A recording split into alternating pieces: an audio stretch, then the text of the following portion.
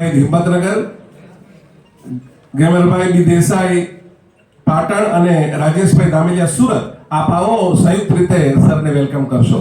એવા સુંદર મજાના અવસરે વેલકમ કરવા માટે વિનંતી છે. Sir please come forward. આવો સર.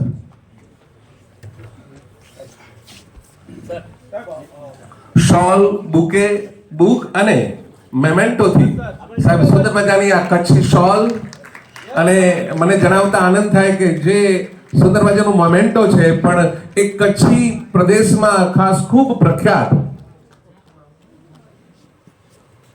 અને એવી એક એન્ટિક કહી શકાય, ખૂબ એવી સુંદર મજાની મોમેન્ટો આજે આયોજક દ્વારા પસંદ કરી છે. આવો ખૂબ તાળીઓ સાથે. Very good, thank you. એવા જ આપણા મહેમાન શ્રી વિવેક પટેલ સર, માન્ય managing trustee Anand Niketan school સુગડ, એમને વેલકમ કરવા માટે હું વિનંતી કરું છું. મહેશભાઈ ઠક્કર, નિલેશભાઈ પંડ્યા, આપને વિનંતી છે મંચ પર આવશો. આવો. વિવેકભાઈ પટેલ સાહેબ, એઓ રાષ્ટ્રીય ઉપાધ્યક્ષ છે, ક્રીડા ભારતીના પ્રાંત અધ્યક્ષ છે, ક્રીડા ભારતી ડિરેક્ટર છે, લક્ષ્મણ જ્ઞાનપીઠ ફાઉન્ડેશન સાથે મેનેજિંગ ટ્રસ્ટી પણ છે આ સંસ્થાના. મિત્રો ખૂબ તાળીઓ થઈ જાય આપણા મહેમાનોને. શોલ, બુકે, બુક અને મેમેન્ટોથી. કચ્છી શોલ એક પ્રેમનું પ્રતીક, લાગણીનું પ્રતીક, અને સાથે સારસ્વત પરિવાર હોય એટલે બુકથી સ્વાગત હોય, અને એ સાથે એક સ્મૃતિ ભેટ આપણી વચ્ચે. બહુ એવા ભાવથી thank you sir, thank you. એવા જ આપણા મહેમાન અને ગાંધીનગર જિલ્લા શિક્ષણ અધિકારી શ્રી ડોક્ટર ભગવાનભાઈ પ્રજાપતિ સાહેબ ઉપસ્થિત છે. એમને વેલકમ કરવા માટે હું વિનંતી કરું છું. મહેન્દ્રભાઈ શંકપાલ અમદાવાદ અને મનુભાઈ પ્રજાપતિ ગાંધીનગર, આવો. આપણી વચ્ચે સમગ્ર જિલ્લાનું શિક્ષણ તંત્ર જેમના માર્ગદર્શનમાં કામ કરે છે અને એવા ડોક્ટર પ્રજાપતિ સર આપણી વચ્ચે ઉપસ્થિત છે. આવો. આજના રૂડા અવસરે ડોક્ટર પ્રજાપતિ સરને શોલ, બુક, બુક્સ, મોમેન્ટોથી સન્માનિત કરી રહ્યા છે. અચ્છા,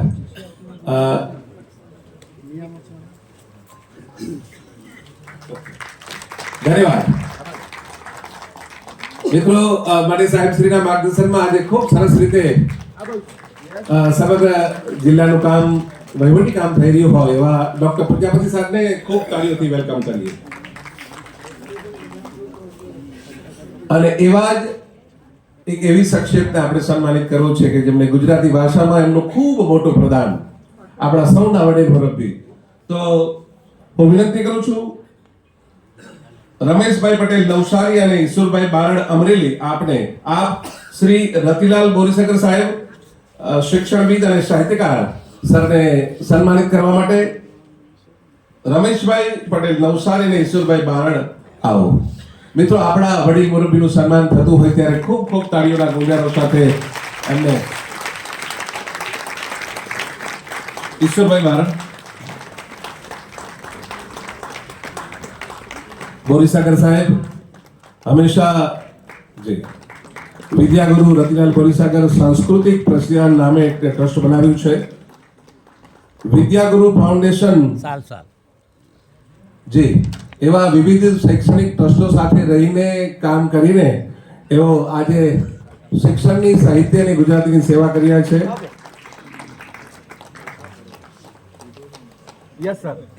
ખૂબ ખૂબ તાળીઓ સાથે આપણે બોરીસકર સાહેબના સન્માનને આવકારીએ, વધાવીએ, પોખીએ. Thank you.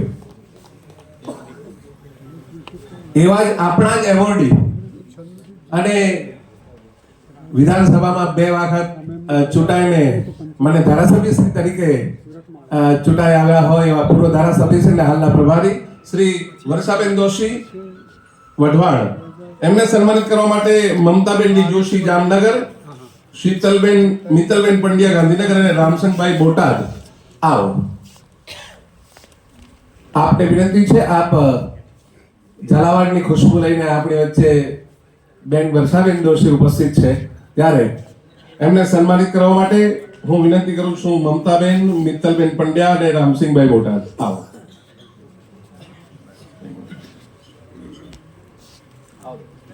ખૂબ ખૂબ તાળીઓના ગુજારો સાથે એમના સન્માનને વધારીએ.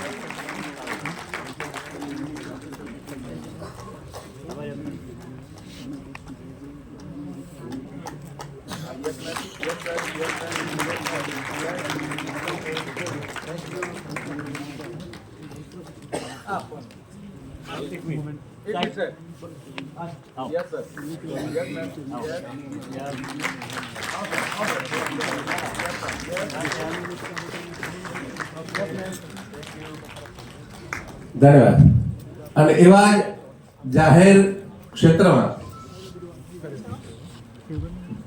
જેઓ આપણા જ એવોર્ડી, આપણા જ પરિવારના, પણ સાથે ડેપ્યુટી ચેરમેન શિક્ષણ સમિતિ રાજકોટ, એમને સન્માનિત કરવા માટે હું વિનંતી કરું છું વિનોદભાઈ ત્રિવેદી મહીસાગર, દિનેશભાઈ વરસોડા મોરબી. આવો. અને સાથે જોડાવા માટે વિનંતી છે ભરતભાઈ પ્રજાપતિ ગાંધીનગર. આવો. Welcome sir.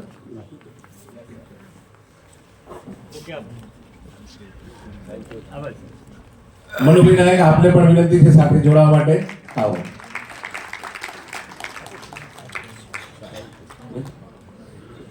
ઓકે મિત્રો, ખૂબ ખૂબ ખૂબ તાળીઓના ગડગડાટથી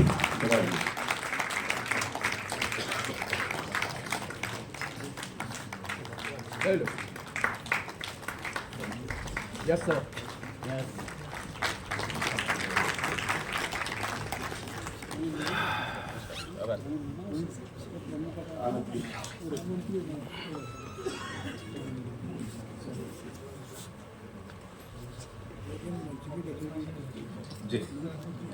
ધન્યવાદ. અને આપણા બીજા અતિથિઓ બિલકુલ થોડીક ક્ષણમાં આવવાના છે, પણ આવા જ છે. આપણે રૂબરૂ ઘણી બધી તાલીમોમાં, ટીવીમાં, બધા વિવિધ આપણા સરકારી શિક્ષણ વિભાગના કાર્યક્રમોમાં જેમને સાંભળ્યા છે, એમનું માર્ગદર્શન આપણને મળ્યું છે.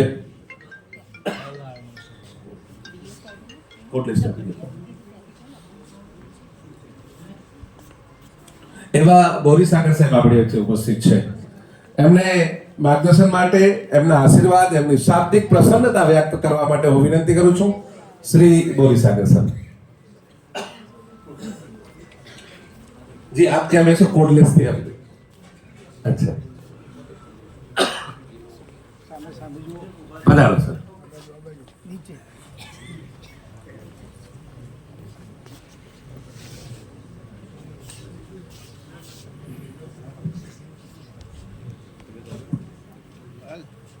મંચ પર બિરાજેલા મહાનુભાવો અને મારી સન્મુખ બિરાજેલા આપ સૌ, બહુ જ મર્યાદિત સમયમાં મારે વાત કરવાની છે, 10 મિનિટમાં, 12 મિનિટમાં, એટલે મુખ્ય મુદ્દાઓની જ વાત કરીશ. અહીં તો બધા જેનું રાજ્ય કક્ષા અથવા રાષ્ટ્રીય કક્ષાએ સન્માન થયું છે એવા ઉત્તમ શિક્ષકોની સામે બોલવાનું છે. પણ રવિન્દ્ર દવે આપણા એક મોટા શિક્ષણ શાસ્ત્રી હતા, જર્મનીએ રહેતા હતા, પણ આવતા હતા અમદાવાદમાં દર વર્ષે. એમણે આવા એક ઉત્તમ શિક્ષકોની સભામાં કહેલું કે ઉત્તમને પણ વધારે ઉત્તમ થવાની તક હોય છે, એમ એમણે કહેલું. એટલે કે ઉત્તમ શિક્ષક પુરવાર થાય ત્યાં એની મુસાફરી પૂરી થઈ જતી નથી. વધારે સાચું તો એ છે કે કદાચ ત્યાંથી જ મુસાફરી શરૂ થાય છે, કારણ કે એને એક જવાબદારીનો ખ્યાલ આવે છે કે હું રાજ્ય કક્ષાએ અથવા રાષ્ટ્ર કક્ષાએ સન્માનિત થયો છું કે થઈ છું, તો મારી એક વિશેષ જવાબદારી છે, એવો ખ્યાલ આવે છે. આમ તો આપણે આ વિષય આપ્યો છે ચિંતન માટેનો, એ તો છે જીવન વિદ્યા અને જીવન મૂલ્ય. એ શિક્ષકો માટે બહુ કામનો કારણ કે આખરે શિક્ષણ છે શા માટે? આપણે શિક્ષક થયા શા માટે? તો જીવન વિદ્યા એ આત્મોન્નતિની વિદ્યા છે. અહીંયા કુમાર મંગલમ ને સાહેબ બેઠા છે ને, એ આવા આનંદ નિકેતન તો એક એમની સ્કૂલો છે, પણ જીવન વિદ્યાના કાર્યક્રમો ચાલે છે અને એની શિબિરો થાય છે. હું બહુ થોડો પરિચય છે, પણ જે સામાન્ય પરિચય છે આ છે કે એ આત્મોન્નતિની વિદ્યા છે, આત્માને ઉન્નત બનાવનારી વિદ્યા છે. આત્મા ઉન્નત કેવી રીતે થાય? તો એ જીવન મૂલ્યોનું સિંચન થાય બાળકમાં, તો એની આત્મોન્નતિ થાય. એટલે શિક્ષણ આપવાનું છે તે શાને માટે આપવાનું છે? કે બાળકમાં જીવન મૂલ્યો દૃઢ બને, વિકસે અને એક ઉત્તમ મનુષ્ય બને. જ્યારે શાળા છોડીને જાય ત્યારે એ એક ઉત્તમ મનુષ્ય બનવાની પૂરી તૈયારી સાથે જાય. પછી એ જ્યાં જાય ત્યાં જે કામ કરે ત્યાં ઉત્તમ રીતે કામ કરે, પૂરી સનિષ્ઠાથી કામ કરે. એટલે શિક્ષકે પોતાની સામે બેઠેલા વિદ્યાર્થીઓની આ રીતે એક ઉન્નતિ થાય, એક ઉત્તમ મનુષ્ય નું ઘડતર થાય, એ મુખ્ય જવાબદારી છે. આપણે અત્યારે એમ સમજીએ છીએ કે ભણાવવું એ મુખ્ય જવાબદારી છે. એ તો ગૌણ બાબત છે. એ તો એને અક્ષર જ્ઞાન આપીએ, અંક જ્ઞાન આપીએ કે ત્યાંથી માંડીને ગણિત વિજ્ઞાનના અઘરા મુદ્દાઓ સમજાવીએ, એ તો એક આડ લાભ છે. એને માટે બાળક શાળાએ આવતો નથી, અથવા એને આવવું ન જોઈએ. પણ આજે થયું છે એવું કે વાલીઓ પણ એના માટે જ શાળામાં મોકલે છે, સારા ટકા આવે, સારા માર્ક આવે. અને શિક્ષકો પણ પોતાનો વિષય સારી રીતે ભણાવવા સિવાય કદાચ હવે બહુ કામ બીજું થતું નથી. આવી આનંદ નિકેતન જેવી શાળાઓમાં થતું હોય એ અલગ વાત છે. બીજી એવી સરકારી શાળાઓ પણ સારી હશે, પણ મુખ્ય કામ આપણું એ બાળકને ઉન્નત બનાવવાનું, એ ઉત્તમ મનુષ્ય બનાવવાનું. આપે સૌએ જે કૃષ્ણમૂર્તિનું નામ તો સાંભળ્યું હશે ને, કેટલાકે એમને વાંચ્યા પણ હશે. જે કૃષ્ણમૂર્તિનું એક પુસ્તક છે, બીજું કશું નહીં તમે વાંચો તો ચાલશે, પણ શાળા સાથે સંકળાયેલા એના સંચાલકો અને એના શિક્ષકો, એણે કૃષ્ણમૂર્તિનું એક પુસ્તક તો વાંચવું જોઈએ. અને એ પુસ્તકનું શીર્ષક છે શાળાને પત્રો. અને એમાં એમણે શાળાને જે પત્રો લખ્યા છે તેનું આ સંકલન છે. એનો ગુજરાતી અનુવાદ પણ સુલભ છે. એમાં કૃષ્ણમૂર્તિએ કહ્યું છે કે શેને માટે બાળકને સ્કૂલે લાવવાના છે? એ રોટલો રળવાને કાર્યક્ષમ બને એટલા માટે. જોકે અત્યારે તો રોટલો રળવાને કાર્યક્ષમ પણ નથી બનતો બાળક, પણ એના માટે બાળક ત્યાં આવતો નથી. એ તો એનો એક આડ લાભ છે, અથવા એની આડ જરૂરિયાત છે. એને ઉત્તમ મનુષ્ય બનાવવો એ પ્રથમ કર્તવ્ય છે. અને એને માટે શિક્ષકને, આપણે ચાણક્યનું પેલું વાક્ય બહુ આમ, શિક્ષક કભી સાધારણ નહીં હોતા. એટલે અમારા એક મિત્રે હાસ્ય લેખક હતા નિરંજન ત્રિવેદી, એ કહે છે કે આ તો આપણે ત્યાં તો બહુ જ સાચું છે, કારણ કે 1.5-2 લાખ રૂપિયા આપો ત્યારે જ શિક્ષક થાય. એટલે શિક્ષક સાધારણ નથી હોતો. પણ એ તો ગમ્મતમાં એણે કહ્યું, કટાક્ષમાં કહ્યું, પણ ચાણક્યે કહ્યું તે આ છે કે એક બહુ મોટી જવાબદારી છે. તમે શિક્ષક થયા એટલે રાષ્ટ્રમાં સૌથી વધારે જવાબદાર મનુષ્યો જે છે એમાંના તમે એક છો. તો એ પ્રમાણે આપણે સમજીએ ને તમારા જેવા માટે તમારા જેવા પાસે એ વધારે અપેક્ષા રાખી. પહેલી વાત તો એ છે કે શિક્ષકને એક ગૌરવ હોવું જોઈએ કે હું શિક્ષક છું. આજે પહેલી વાત એ છે કે શિક્ષકને શિક્ષક હોવામાં કોઈ ગૌરવનો અનુભવ નથી થતો. તમે આ એક ભૂમિકા લીધી છે. આ સ્ટેજ ઉપર તમારે આ વિશ્વના સ્ટેજ ઉપર તમારે શિક્ષકનો પાઠ ભજવવાનો છે, તો એનું તમને ગૌરવ હોવું જોઈએ. એક ઇંગ્લેન્ડનો એક દાખલો છે. એક ડૉક્ટર બિઝબી કરીને શિક્ષક હતા, એટલે આચાર્ય હતા એક સ્કૂલના. એ સ્કૂલમાં ની પાસેથી એ વખતના ઇંગ્લેન્ડના રાજાની સવારી નીકળી.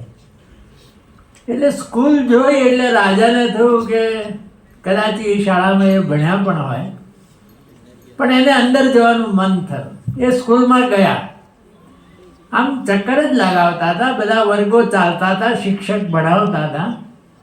એમાં જે ડૉક્ટર બિઝબી જે સ્કૂલના આચાર્ય હતા એ ના વર્ગ પાસેથી પસાર થયા અને અંદર પણ ગયા. તો અંદર ગયા તો બિઝબીએ કશી નોંધ જ ન લીધી. એ તો ભણાવતા રહ્યા. આ થોડી વાર ઊભા રહ્યા, પછી નીકળી ગયા. તો એના માણસો હતા ને સાથે, એણે કહ્યું કે સાહેબ આ તો આપનું અપમાન કહેવાય. આ આચાર્યએ તમારું અભિવાદન ન કર્યું. પણ રાજા સમજુ હતા. એણે રાહ જોઈ કે શું કામ એમ કર્યું. એટલે એની ઓફિસમાં જઈને બેઠા, અને વિવેક છે, આચાર્યની ખુરશીની સામે બેઠા રાજા. આચાર્યની ખુરશી ઉપર નહીં બેઠા. અને થોડી વારમાં બિઝબી આવ્યા ને આવતા વેત એમણે એમનું અભિવાદન કર્યું રાજાનું, અને પછી બેઠા ખુરશી ઉપર. તો રાજાએ પૂછ્યું કે મને કુતૂહલ છે કે હું વર્ગમાં આવ્યો ત્યારે તો તમે મારી નોંધ સરખી ના લીધી, કેમ એમ? તો બિઝબીએ જવાબ આપ્યો કે હું મારા બાળકોને એવી છાપ પડવા દેવા માંગતો નહોતો કે એના શિક્ષક કરતાંય કોઈ મોટું માણસ છે ઇંગ્લેન્ડમાં. તો આ ગૌરવની વાત. તમારો હોદ્દો છે, શિક્ષકનો હોદ્દો છે, એ રાષ્ટ્રમાં સૌથી મોટો હોદ્દો છે. એક નાટકના અભિનેતાની વાત કરીને મારી વાત પૂરી કરું કે એક એ વાઘજી આશારામ ને મૂળજી આશારામ જૂની રંગભૂમિના બહુ મોટા અભિનેતા અને મોટી કંપની હતી મોરબીની. એને માટે પણ કહેવાય છે ને કોઈ બીજા અભિનેતા માટે પણ કહેવાય છે, પણ કિસ્સો સાચો છે. અભિનેતા આ હોય કે તે હોય. એ નાટક મંડળી એ એક દેશી રાજ્યના માં એનો ખેલ પડ્યો. એનું જે મુખ્ય નગર હતું રાજધાનીનું, ત્યાં એણે ખેલ કર્યો. એનો માલવપતિ મુંજ નાટક બહુ જ પ્રખ્યાત. તો એ અંદર નાટક ભજવાતું હતું.